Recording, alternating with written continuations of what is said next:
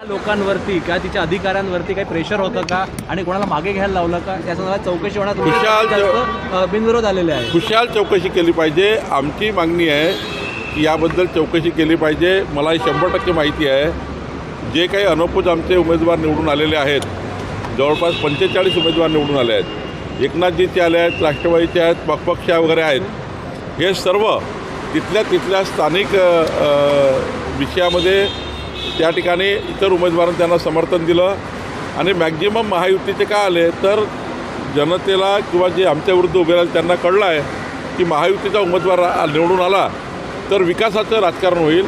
Double engine सरकारच्या माध्यमातून आमचे जे नगरसेवक निवडून आले ते विकास त्या ठिकाणी आणतील आणि जे काही आमचा संकल्प विकासाचा केला ते पूर्ण करतील, म्हणून त्या ठिकाणी अनौपचारिक झालेले आहे। कुठल्याही दबावाने हे काही असं राज्य नाही आहे महाराष्ट्र की कोणी कोणावर दबाव टाकेल, कोणी कोणावर प्रेशर टाकेल आणि कोणी उमेदवारी वापस घेईल असं नाही आहे।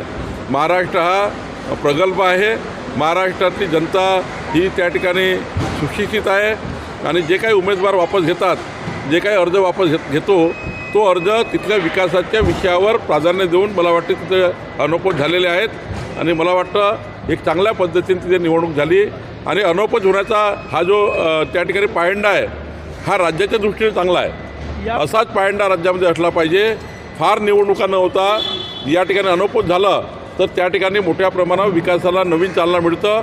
सर्व पक्षाचे लोक एकत्र येऊन त्या ठिकाणी विकासाचं साध्य या ठिकाणी करतात। त्यामुळं मला वाटतं अनौपचारिक झालेले जे उमेदवार आहे त्यांना शुभेच्छा देताना त्यांनी आत्ता ज्या उमेदवारांनी त्यांना मदत केली आहे त्या सर्वांना सोबत घेऊन तिथे विकासाचं राजकारण करावं। प्रचाराचा वेगळा पॅटर्न असणार आहे, यावेळेस मुलाखती असणार आहे, मुख्यमंत्र्यांच्या रोड शो आहे, वेगळ्या पद्धतीने लोकांपर्यंत पोहोचण्याचा प्रयत्न असणार आहे। सर्वच प्रकारचे मुख्यमंत्री मोदयांनी सर्वच प्रकारच्या वेगवेगळे जे प्रचार प्रसाराचे व्यवस्था आहेत त्या त्यांनी तशा घेतलेल्या आहे। प्रचारामध्ये ते रोड शो करणार आहेत, सभा घेणार आहेत, काही मीडियाच्या मुलाखती करणार आहेत। मला वाटतं की या पॅटर्नही अनेक लोकांपर्यंत आपण पोहोचू शकतो। मीडियाच्या माध्यमातून तर आपण लाखो लोकांपर्यंत रीच होऊ शकतो।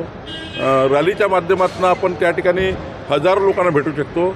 सभेच्या माध्यमातून काही ठराविकच लोक सभेमध्ये येतात, पण रोड रॅली केली तर रॅलीच्या माध्यमातून जनतेला परस्पर भेटता येतं आणि मीडियाच्या माध्यमातून आपल्याला माहिती आहे की घरापर्यंत पोहोचता येतं। सर बीजेपी किस मुद्दे पर चुनाव लड़ेंगे? विकास